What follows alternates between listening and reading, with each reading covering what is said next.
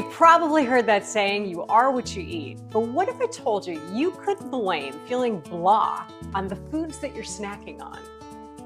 Dr. Candace Setti is a food psychologist and the author of Shatter the Yo-Yo. She's an expert in what she calls therapy on a plate, and she can break down why our moods change when we eat certain foods, for better and for worse. On this Dying to Ask, eat this, not that, to feel better and ward off depression and anxiety. How to make that mind-body connection when it comes to what we eat and how we feel. Take Dying to Ask on the go by downloading the audio version on Apple or Spotify, or you can watch it right here. Dr. Setti, welcome to the Dying to Ask podcast. Thank you so much for having me. Happy to be here. Oh, it's really nice to have you. And I find what you study and what you're an expert in so interesting. You're a food psychologist. What does that actually mean? And how did you become that? Honestly, it kind of came about through my own experiences with food and weight loss and diet dependence. As a psychologist, I had always specialized in working with eating disorders and body image issues and things along those lines. But then through my own experience with weight loss and, again, diet dependence, I learned how rampant this issue was and how difficult it was to overcome, and how much of weight management in general was tied to psychology and our mental health and feelings of dependency and our cognitions and our behavior. And it was never really about knowledge of calories. It was about kind of understanding our behaviors, understanding our triggers, understanding our relationship with food, understanding how we use food emotionally. And as I sort of dug into that for myself, I realized how valuable this was for everybody else, everybody I was working with. And there was nobody really looking at this or addressing this or bringing this to the psychological field. And so it just became something I got very interested in, wanted to learn more about, and wanted to help provide to the people that I was working with. So I kind of dug in a little more in my own education and kind of went back and got a bunch of certifications in all different areas so that I could sort of bring this whole picture to the people that I was working with, because I found it so valuable. What was the first thing that you learned that was like that big light bulb and you were like, oh my gosh, we've never made the connection between this and this? Oh gosh, there's so many. But I think it's really about how emotional food is for us, for all of us, right? I mean, you look at what food actually is, right? And what food is supposed to be for us. And it's supposed to be sustenance, right? We're supposed to eat to fuel our body. I mean, that at its core, that's what food is. I mean, you're really not supposed to think that. It's like gas for car, right? Right, exactly. That's what it's not.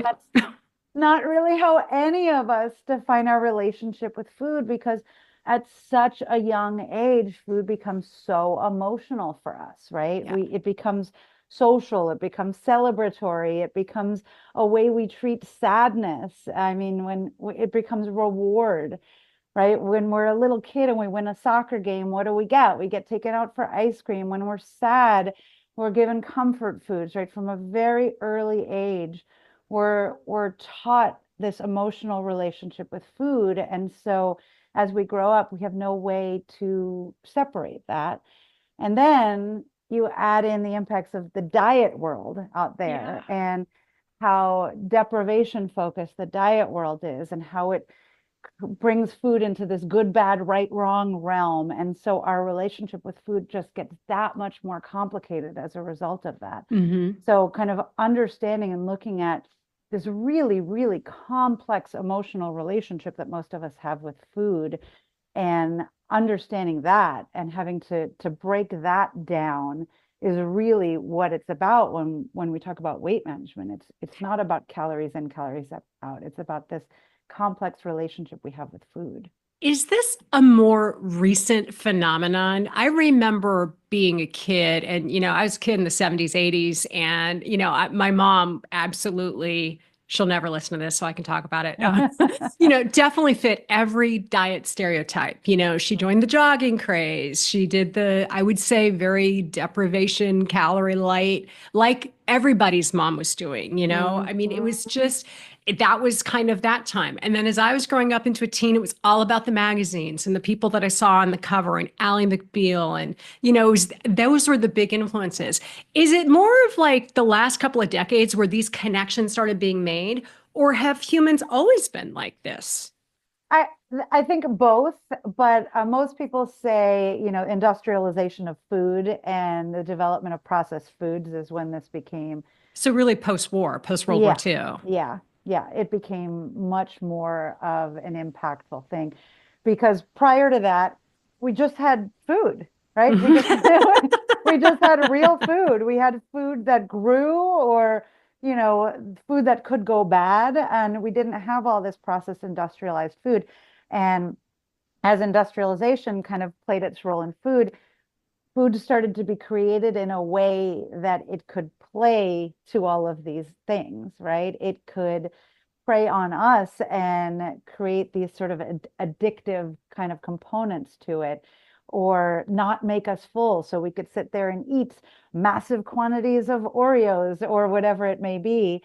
And, with that, we started to see more of this issue, or I guess this issue get more exacerbated Right. because of that. So When I I would think say of my around college then. years, I think of Snackwell's cookies. Yeah, exactly. The low fat diet Yes. cookie, right? Yeah, where you ate the And whole box and then you mhm. were still starving. Uh-huh. You know? Yeah, exactly. And it Snackwells is one of those brands that really ties into all of these diet fads, right? We've gone through every iteration of a diet fad, and every food or food group or macro has been, villainized at some point in time. And that was when we were all on the low fat craze back Hmm. then, right? And then one day somebody said, "Oh no, wait, fat is not bad. Actually, fat is really good. That is a great thing for weight loss, but only if you're restricting something else." And it became sort of the next gen thing. So we're always going through all these cycles of villainizing or restricting. And that restriction actually ends up being a huge part of the problem. When we restrict something, we tend to give it a lot of power, right? I Hmm. say all the And we time, as think soon about as it all you the say time. that, yeah, as soon as you say I can never have pizza ever again, pizza becomes the most powerful thing in your universe. And it's all you think about. So to the point where when you do have pizza, you're not having a slice of pizza, you're having all of the pizza because of this restriction effect. So Wow. it ends up being hugely problematic and just, making that relationship with food even that much more complex. Well, and then as we talk about just understanding more of the emotional link, our moods and our emotions literally can be linked to what we put in our mouth because of the effect Mhm. it has on our body. Can you Yep. explain that a little bit and why that's true? Yeah, I mean, again, here we talk about how complex food is, but also how complex our bodies are, right? And so there's this whole field of nutritional psychiatry, which is this approach to mental health that recognizes the connection between, food and mind, and really healthy food and healthy mind. And, so a lot of us kind of know food fuels our body, but we forget that that same fuel can support mental functioning and in turn sort of guide our emotions. Okay. And so kind of connecting with that is really valuable, right? I mean, you know, food impacts our endocrine system, right? Our hormones, our neurotransmitters. And, everybody always talks about hormones in terms of how they feel, but they forget that food is a way that you can create that, right? Food can make us feel energized, or food can make us feel sluggish. Food can make us feel satiated, food can make us feel deprived. And again, going back to the dieting thing, food can also make us feel confident and capable, or it can make us feel dependent and out of control. So, what we eat and how we eat can impact how we feel. And there are foods that are just, you know, naturally designed to make our bodies function well, which makes us feel good. And then there are foods, more usually industrialized foods, that do the exact opposite. So really learning that and understanding that and using that to kind of guide your food decisions can be a really powerful way to make yourself feel better. So if you're talking about an industrialized food, just for people who might not know what that is, you're talking about something that's in a package. Like if it came in a box and if on the back there are ingredients that have 5 syllables in them, that's kind of what you're talking about. Well, generally, if you can't pronounce it or you can't actually go to the store and buy that ingredient, Right. that's a good indicator, right? If you look at a package and the ingredients are oats and apples and, monk fruit or something like that. Okay, maybe you can go buy those things. But if it's, partially hydrogenated vegetable oil and, isolated soy protein, if they're not things that you can buy at the store, it's probably a highly processed food. Oh my gosh, that's such a good tip. That's a great way to look at it. All right, so why don't we talk a little bit about like some common ways that we might feel and foods that might be problematic and foods that might work better for us. So why don't we start with you're just going through an anxious, depressed kind of time. Hmm. What are the foods that possibly could help you feel a little bit brighter? Well, with anxiety, I always, or frankly, depression too, I always talk about fiber and I talk about fermented foods. Because blood sugar is so related to anxiety, right? And with anxiety, we tend to have kind of spikes and drops. Hmm. And for a lot of people, this can correspond with our blood sugar spiking and dropping. And fiber and eating kind of a fiber-rich diet is one of the best ways to kind of keep our blood sugar levels like this, as opposed to like Yeah. this, right? You want your blood sugar levels as stable as possible. And they're always going to do a little bit of that, but what you want is to avoid them having the high highs and the low lows. I mean, you And say fiber and I'm thinking Metamucil, but I'm guessing there's something a little bit more exciting. I mean, I hope so. That does work, but yeah, I'm talking about whole grains. I'm talking about fruits and vegetables. I'm talking about legumes, beans and lentils. All of those kind of real foods that are fiber rich and that are going to keep your blood sugar level stable because fiber is slow to digest. And Okay. because of that, it keeps your blood sugars like this. When we eat quick release sugars, they're really easy to digest. And so we have this quick blood sugar spike and then we have a drop. So when you start your day off with a pastry or you start your day off with a high sugar cereal, you're starting your day with a blood sugar spike and then a blood sugar drop. And that's going to keep happening throughout the day because you're going to keep responding to that blood sugar Hmm. drop with more sugar, right? Or, processed flour. And when you start your day off with a high fiber breakfast, right? A whole grain bread and, maybe some eggs with some vegetables in them and some black beans or something like that. Now you're having a high fiber breakfast that's just going to keep your blood sugar stable, keep you calm, keep you kind of balanced, and you're going to keep gravitating towards that throughout the day. And that's also going to help keep your anxiety levels balanced throughout the Interesting. day. I mean, most people don't want to have like a bowl of beans for breakfast, but is there a Mhm. hack that you use that you found is good for like adding them to something? Like I would add beans to a salad. I might add it in Yeah. with the eggs if it was kind of easy to get. Like, is there a way like a hack for doing that? Yeah, and I mean, one definitely to a salad. For breakfast, when we talk about legumes, I always talk about like eggs and black beans and salsa and guacamole and Oh having this yeah. kind of, yummy little like almost breakfast burrito type Hmm. breakfast, which is a great way to do that. But it can also just be a little side. You can have a little side of lentils with just about anything. You can have a lentil toast, something like that. But also it can be something that instead you have for lunch or dinner and then maybe you have a veggie omelet for breakfast, or maybe you have, almond butter and raspberries on a whole grain toast or something like that. I mean, there's a lot of different fiber-rich foods out there where you don't need to be having legumes for every meal, but they're just a wonderful option and a wonderful healthy option because they are one of these slow-release Right. carbohydrates. So they help keep your blood sugar steady. Okay, so if you're having one of those blah times, again, I'm guessing you're like skip the Pop Tart.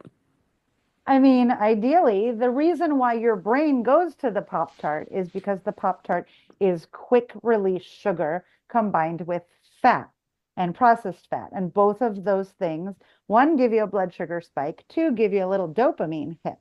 And Oh. those are the things we want because they're quick. And so Hmm. that's why your brain goes there. But if you're not doing those and you're doing some of the other healthier foods all the time, your brain is going to stop asking for that. Huh. And so if you're eating fiber, if you're eating protein, if you're eating good fats, if you're eating omega-3 rich foods, and you're doing that regularly, your brain is going to start making the connection with that and feeling good and stop asking for the junk. I don't know that So, I've really given that much thought to the idea of food giving you a dopa hit. Like I think mhm, of the phone and going through mhm, Instagram getting those little dopa uh-huh, hits, which really are not yep, great for you, but food does the same thing. yeah, especially when you combine fat and sugar. So think about that again, pizza or a chocolate chip cookie or something like that that's going to give you both at the same time. You're going to get a little dopamine hit and it's going to happen pretty quick. And so, and again, we learn that at a very young age when we feel sad and we have a cookie and we're like, oh, this feels good. I feel better. We get a little dopamine hit. Yeah. But you can set your brain up to do that naturally by feeding it well regularly, as opposed to having it have those drops where it has to ask for it. You've talked about how at the root of everything, and I feel like I'm seeing this in a lot of different parts of medicine right now, inflammation. We know so much more about it, and we know that it's Mm-hmm. responsible for everything from brain health to all the Mm-hmm. other disease risks that we have. And Yeah. vitamin C is apparently a great way to fight inflammation. Mm-hmm. Yeah. I mean, there are so many foods that help fight inflammation. And, when we talk about processed foods, processed oils, processed flours, processed sugars, all these things create or exacerbate inflammation in our body. And inflammation can disrupt the production and the function of brain chemicals like neurotransmitters that regulate our mood, right? Such as dopamine, like we talked about, and serotonin. And over time, inflammation can trigger the brain to produce symptoms like fatigue and appetite issues and reduced motivation and all of these things that we want to avoid. None of us are actually seeking. And inflammation tends to be responsible for this. And processed foods, foods that are rich in omega 6s instead of omega 3s, like our highly processed oils and things like that, all kind of create inflammation and throw off that balance that we want in our body. So Okay, obviously an orange or lemon, obvious citrus. What are some like other places that you can get vitamin C that we might not guess? I actually always tell people strawberries, and people are surprised. Strawberries, like, have a lot more vitamin C than oranges. Oranges are what people Really? kind of gravitate to. I see, yeah, everybody does Yeah, that. no, I had no idea. When you talk about the same volume of strawberries to oranges, you're actually going to get more of a vitamin C boost than that. And people are also surprised to learn that you can get vitamin C from greens. Leafy greens like spinach and kale are a place you can get vitamin C as well. But citrus is the natural go-to, and citrus is wonderful. Citrus is a fantastic thing to put in your body. And also, while it's rich in tons of polyphenols, tons of vitamins and minerals, it's also fiber rich. So again, when you talk about all of the non-juicy component of an orange, right? The pulp, all the stuff in the orange that's not juice, that's all fiber. And so what that does, because people say, when we talk about blood sugar, they're talking about sugar. And so they always say, well, isn't fruit high in sugar? And yes, fruit has sugar, but it also has fiber. And Mhm. the fiber that you take in at the same time that you're taking in that sugar helps mitigate that blood sugar spike because you have that slow to digest fiber in there. So as a whole, a piece of fruit is sort of perfect, right? It's made to balance in your body and not cause anything to get out of whack. It only gets out of whack when we produce it or we change it or we alter its structure, right? Like like high fructose corn syrup is a really good example of that, right? It's basically taking what's natural in a fruit and making it very unnatural and Mhm. making it very high sugar and removing all of the fiber so that our body doesn't mitigate that blood sugar response. And instead, we see that massive spike. We're talking about this like in terms of, grown-ups, but if you have kids with, say, something like ADHD, there are so many nutritional benefits to foods for all kinds of neurodiversity issues. Yeah. And I say, anytime I work with parents, I say all the time, if it's not healthy for you, it's not healthy for them, and vice versa. Right. So, like I work with a lot of people who maybe they have issues because they're find themselves snacking on their kids' snacks. And they're frustrated with themselves because they're like, oh, I'm eating all this Yeah. crap. And I say all the time, if it's crap for you, it's crap for them. Uh-huh. Right. So the idea of looking at nutrition and looking at health and healthy eating and doing that with your kids too, it's exactly the same. I mean, the foods that are good for them, the foods that help keep them regulated, that help keep their brain functioning well, that help keep their anxiety low, that help stabilize their blood sugar, these are the same foods that do it for you. Hmm. So there's no reason why we need to be eating differently. Yes, we may have kids that are pickier, but Right. that doesn't mean we need to be giving them junk food or highly processed foods. It just means we need to be giving them foods that they're more likely to eat. Where are you on caffeine? I'm a little worried about your answer, I'll be honest. I mean, I'm sitting here with my cup of green tea, so this has Okay. caffeine in it. Um, so I mean, caffeine has value. Caffeine is something that is definitely abused and over abused in our society, and caffeine is definitely an anxiety trigger for people. Hmm. So anyone who is prone to anxiety or has an anxiety disorder, caffeine definitely can amp that up because it creates that feeling in our body, and that feeling is such a trigger for anxiety. So I usually just tell people to pay attention to it. Hmm. Like I do with all foods, right? How does it make you feel? After you have a cup of coffee, after you have a cup of tea, do you feel better? Do you feel worse? Is it short term? Is it long term? Does your anxiety ramp up? Do you have other symptoms that ramp up? Or on the flip side, maybe you feel more productive, maybe you feel more motivated. And then, even tied to that, let's look at coffee versus tea, right? Is there a difference between how those two things make you feel? Or, obviously, this massive influx of energy drinks, and how do those make you feel, right? Do they make you feel better for a short time, and then do you feel dependent? Do you feel stuck without them? And kind of looking at all of that. So I don't think it's, frankly, with any food or drink of any kind, I don't think it's a black, white, good, bad, right, wrong thing.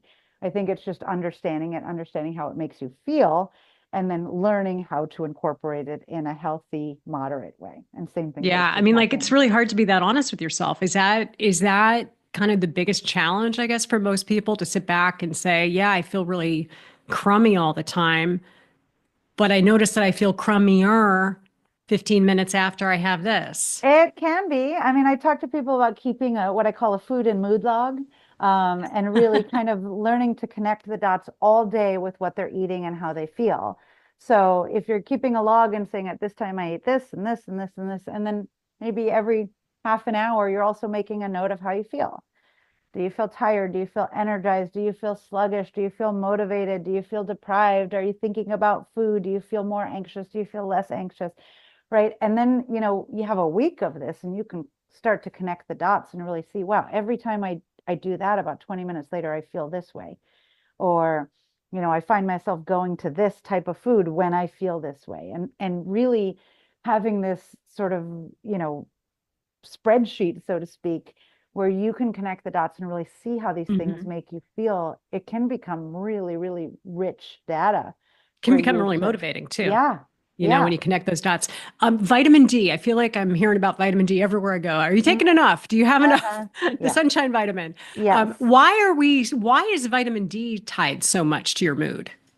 Well, vitamin D, or vitamin D deficiency in particular, I should say, is a great way to make us feel tired all the time. And when we feel tired, we don't feel great. If you go through an entire day feeling tired, your mood is going to be, really, really down. And vitamin D is tied to so many things. It's also very, very strongly tied to our immune system.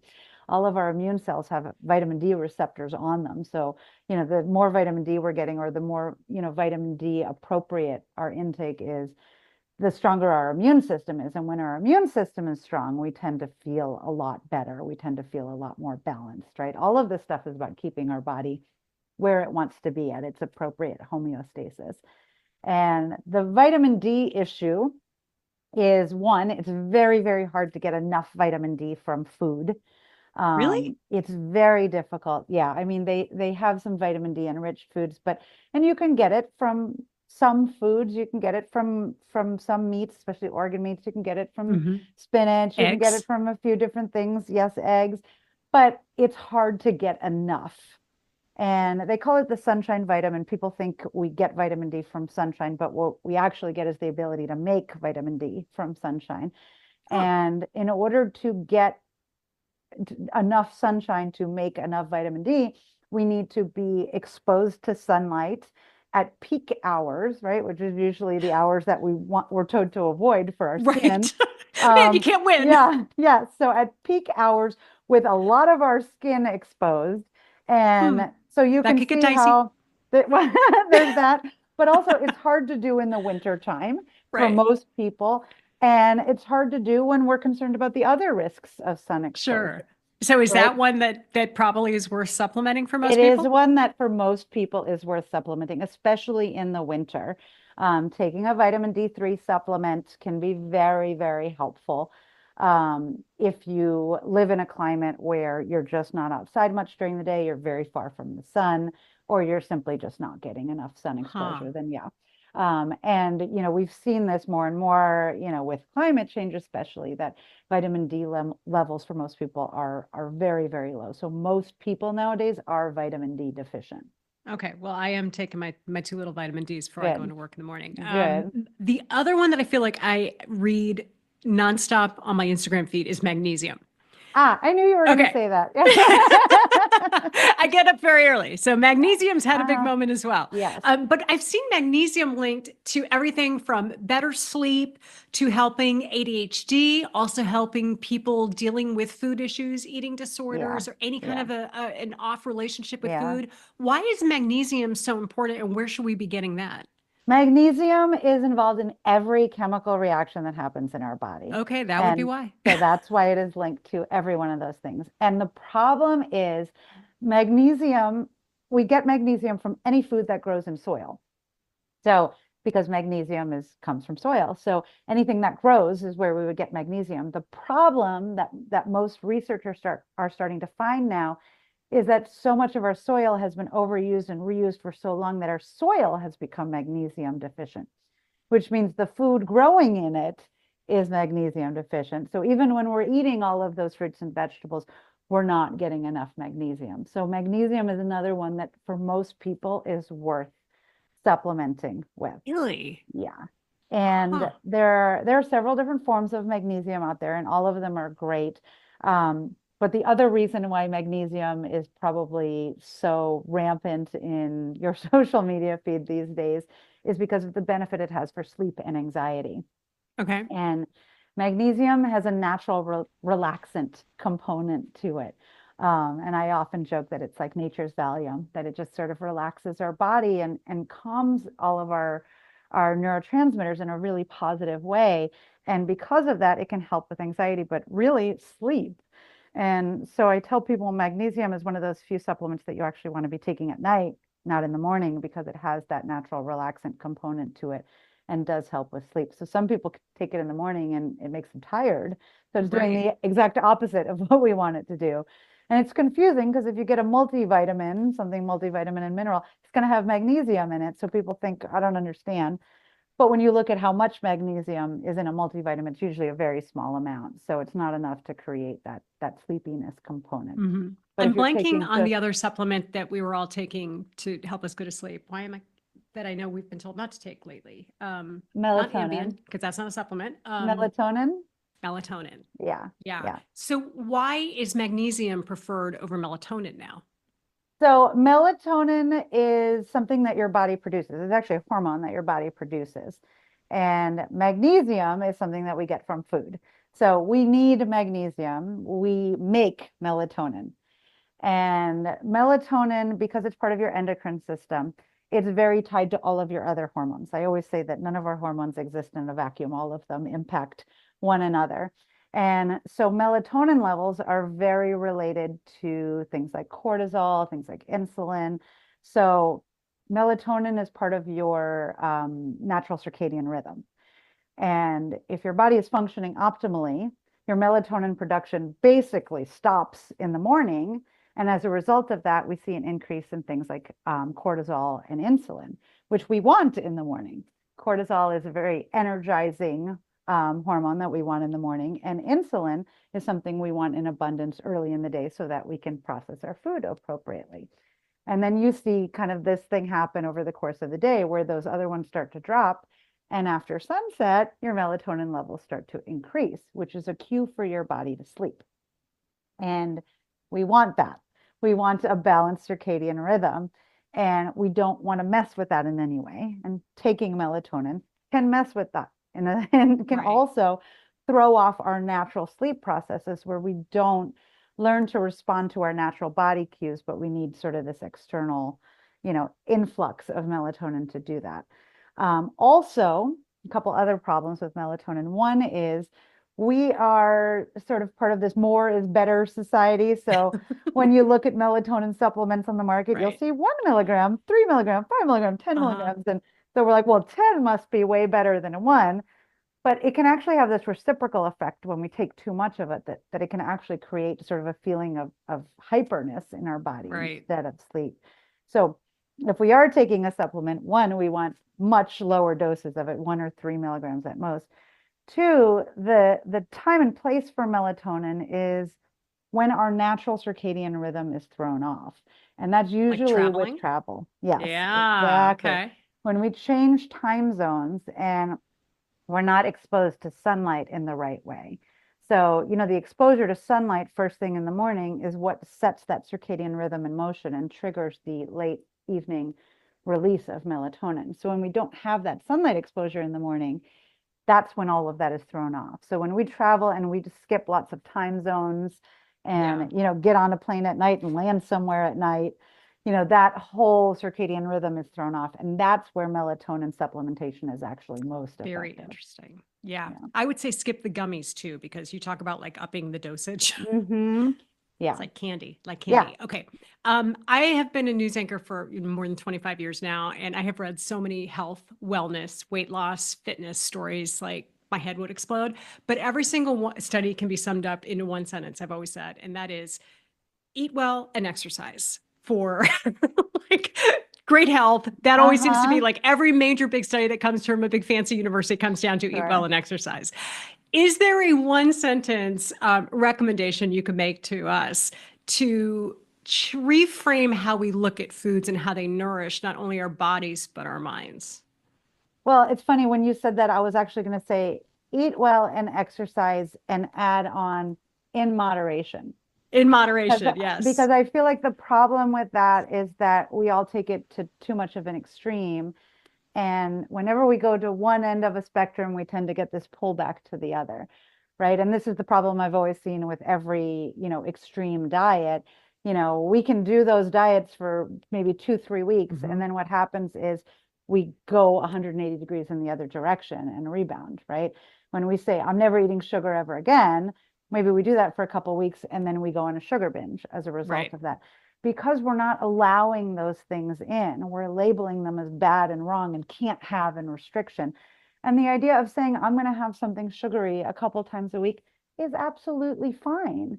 It's just about recreating that healthy relationship with it, where you understand, again, how food makes you feel, and that maybe eating sugar every now and then, having a bowl of ice cream once a week or something like that, it's not going to make you feel horrible, and maybe the beneficial situation outweighs the physiological impacts of that. So I love that. paying So attention to the whole picture. could we sum it to three, maybe 3 points to try to Sure, focus on? sure, absolutely. I would say one, very much so, understand how food makes you feel. And two, to kind of learn how you're using food emotionally to help kind of break that emotional dependence on food. Like we talked about earlier, the idea of, Mhm. I'm sad, so I'm going to eat this. Well, what could you do when you're sad that's different to help break that kind of emotional connection with food and start to learn how to build a healthier relationship with food in the process? So understanding how you use food emotionally, and then, understanding your body's needs and your body's response points, right? So we can list out 1,000 super, super healthy foods, but that Mhm. doesn't mean every one of those foods is going to be what makes your body feel good, right? So I use the example of broccoli. Broccoli is a wonderfully healthy food. We all know that. It's a cruciferous vegetable, but not everyone eats broccoli and feels great. Some people have a hard time with cruciferous vegetables and they make them Mhm. feel sluggish and bloated. And so that's not necessarily the best food for you. Sure, we'll see it on every top 10 list of the foods to eat, but it's not black and white. You are unique. Your body is unique. And so I tell people all the time, you need to learn your own body and understand what actually makes it feel good and what doesn't. And it's not just listening to me saying, here's some really healthy foods, but it's about understanding how these foods actually make you feel and putting your own kind of eating plan together based on that and that knowledge. So it's really all about it's introspection and self-awareness. Is there any one food that you would say, if I was going to ban something for the rest of my life, this is the thing I would take off the list? I mean, I find soda tends to go like pop, Mhm. any soda tends to be very, very top of my list, diet or not, because there is absolutely nothing beneficial in that. It tends to create sort of dependence in us for 1,000 different reasons, whether it be about artificial sweetener or caffeine or sugar, any of these things. It's really hard to find a time and place where that has value or that makes sense. And for most people, it actually ends up being a really easy thing to remove from their diet because there's so many other things we can go to, whether it be, carbonated waters Mhm. or, other beverages that they can flavor themselves. So that seems to be there's no reason to have it in our diet Yeah, thing. that's It's fair. pretty easy to remove. And I suppose when people do start, kind of like exercise, when you start an exercise program and you really commit and you start to either feel the difference, more energy, or you notice your body looks different, it kind of becomes a new addiction, only a healthier, Yeah. reframed Yeah. relationship with that. And I suppose food is the same way. It can be, yeah. I mean, for somebody who's felt tired all the time and they change their diet and they start to feel more energized throughout the day, it becomes its own reinforcer, right? We want to feel good. We want to do things that make us feel good. It's just that we don't always know what those things are. And as we start to learn that, it reinforces itself and it motivates us to keep doing it. And isn't it a nice idea to think that you could just choose some different foods to treat something before you get to a step of maybe having to go to a medication? Like, Hmm. why not Oh try it? gosh. That idea of nutritional therapy, which seems it's Yeah. also having a lot more of a moment these days. Which I love. Yes. Yeah, I mean, you got nothing to lose, right? Yeah. I mean, the whole cliche of like, let food be thy medicine, right? And, there's so much that we can get from our food that a lot of us are not really taking advantage of. Yeah. You have some really great resources online, and I know you've published several books as well. Can you let people know where they can learn more about your work and just learn from some of the things that you've put out there? Sure. Yeah. My websites, meonlybetter.com or theweightlosstherapist.com. And on all of those, I have access to all of my free downloadable guides on different things like, eating well and changing a relationship with food, addressing self-sabotaging behaviors, things like that. Also, links to my books should be on both of those sites as well. And then also my social media. I post almost every day with tips and tricks and tweaks and things like that that people can utilize in their daily life to help them start making some of these changes. Oh, well, thank you so much. This was really fun. As you can tell, I'm totally into the topic and I'm probably going to talk to you for the next 5 hours. Awesome. I love it. My favorite thing to talk about too. Thanks for listening. You'll find even more episodes of Dying to Ask on Apple, Spotify, and Podbean. Take us on the go and don't forget to leave us a rating or review, and please share the show.